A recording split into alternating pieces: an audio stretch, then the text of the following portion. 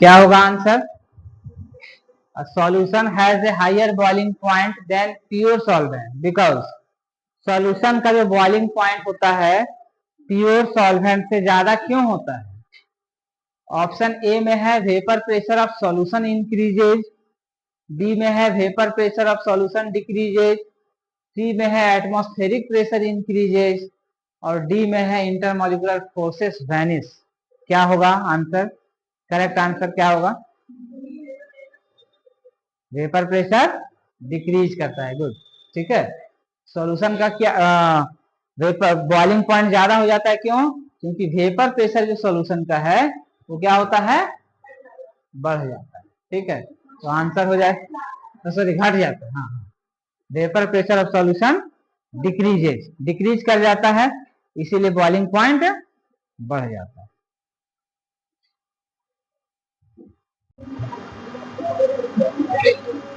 इसका आंसर बोलो। Elevation in boiling point depends on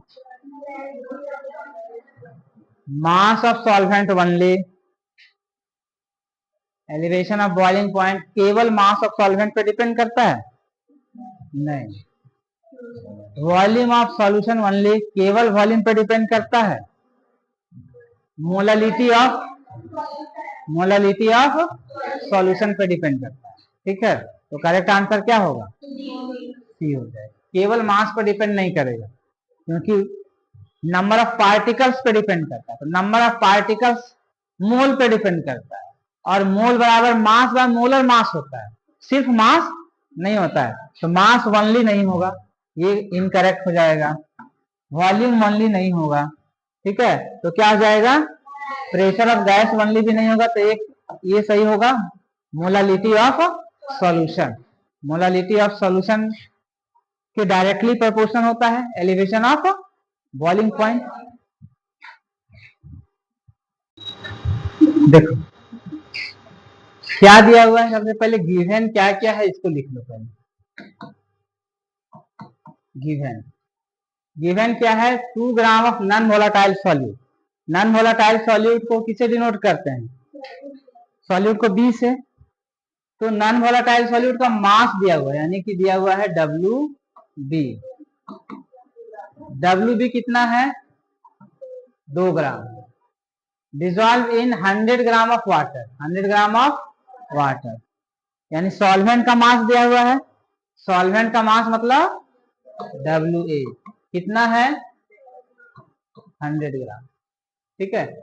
elevation in boiling point, elevation in boiling point direct दिया हुआ है, यानी क्या दिया हुआ है? Delta TB 0.26 kelvin. और क्या है? KB दिया हुआ है 0.52 केल्विन केजी पर मोल या केल्विन पर मोलर, केल्विन पर मोलर। ठीक है, ये गिवन है। निकालना तुमको क्या है? Molar mass of non volatile solute. ठीक है, यानी MB कैलकुलेट करना है। तो क्या करेंगे?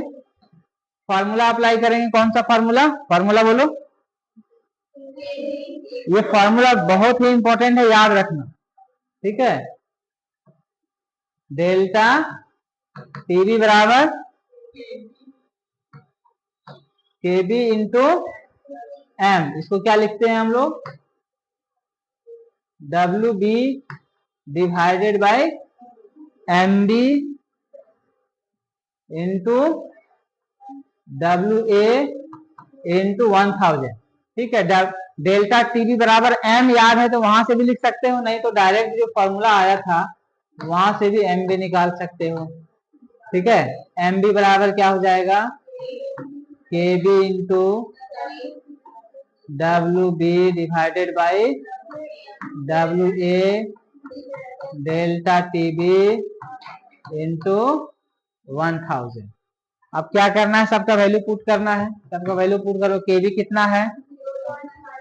0.52 इंटू WB कितना है? 2 इंटू 1000 डिवाइडेड बाय WA कितना है? 100 इंटू डेल्टा टीबी कितना है 0.26। तो ये क्या हो जाएगा, ये ग्राम ग्राम कैंसिल हो जाएगा, ठीक है, और सारा कट के क्या हो जाएगा मोल, ग्राम पर मोल आ जाएगा, ठीक है। ये 2 बार में कट गया, 40 होगा, हाँ 40 हो गया, 40 ग्राम पर मोल, ठीक है, यही हो गया।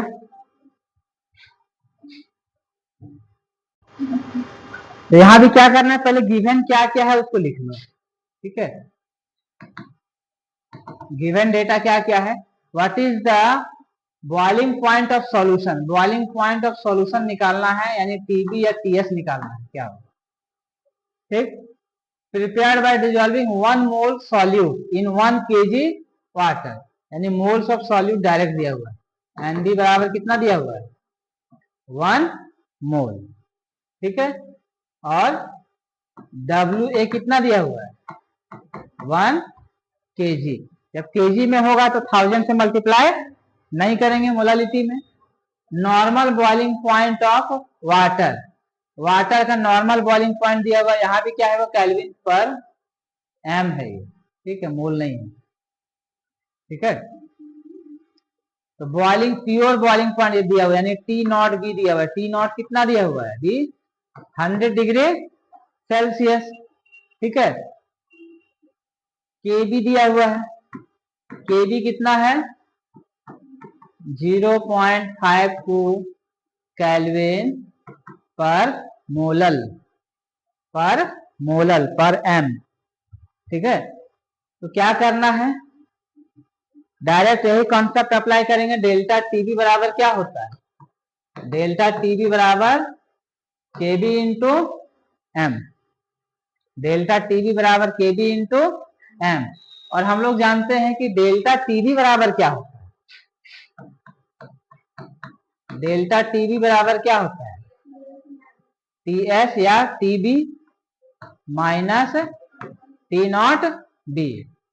तो टी नॉट बी तो दिया ही हुआ है, टी नॉट बी दिया ही हुआ है, टी बी हमको निकालना है, यानी इनडायरेक्टली हमको elevation of boiling point he calculate करना है। इनडायरेक्ट रूप से क्या कैलकुलेट करना है, एलिवेशन ऑफ बॉइलिंग पॉइंट, ये कैलकुलेट कर लेंगे तो टी बी निकल जाएगा।